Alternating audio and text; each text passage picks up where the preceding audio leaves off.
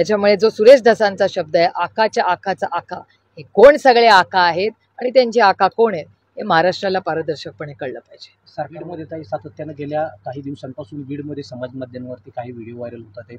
सातत्यानं एकमेकांना मारहाणीचे video viral होत आहेत. कधी संदीप क्षीरसागरांचे कार्यकर्ते असतील, कधी दसांचे कार्यकर्ते असतील. सातत्यानं हा प्रकार पुढे येतोय.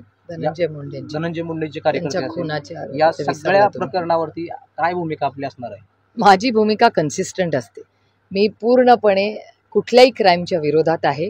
कोणीही तो कार्यकर्ता असेल, नेता असेल, सहकारी असेल, पदाधिकारी असेल, कुठल्याही पक्षाचा असेल, 0 टॉलरन्स अगेन्स्ट क्राईम हा पहिला मुद्दा. आणि दुसरा, बीडमध्ये गेले 5 वर्ष म्हणजे 2019 पासूनची मी पुण्याच्या पालकमंत्री आणि जे आता बीडचे पण पालकमंत्री आहेत त्यांना मी विनंती केलेली आहे की त्यांनी 1 वर्षाची इन्क्वायरी लावलेली आहे बीडची.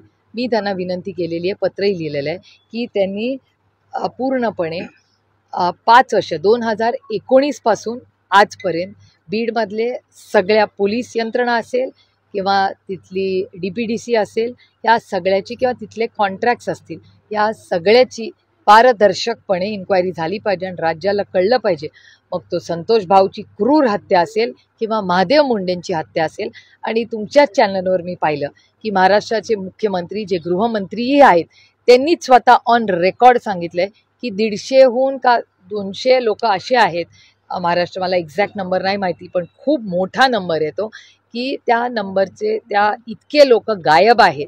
म्हणजे त्याच्यामुळे हे धक्कादायक आहे की इतके वर्ष 6 वर्ष इथल्या नेतृत्वाने की ज्या पद्धतीने तो क्राईम वाढू दिला. त्याच्यामुळे जो सुरेश धसांचा शब्द आहे, आकाच्या आकाचा आका, हे कोण सगळे आका आहेत आणि त्यांचे आका कोण आहेत हे महाराष्ट्राला पारदर्शकपणे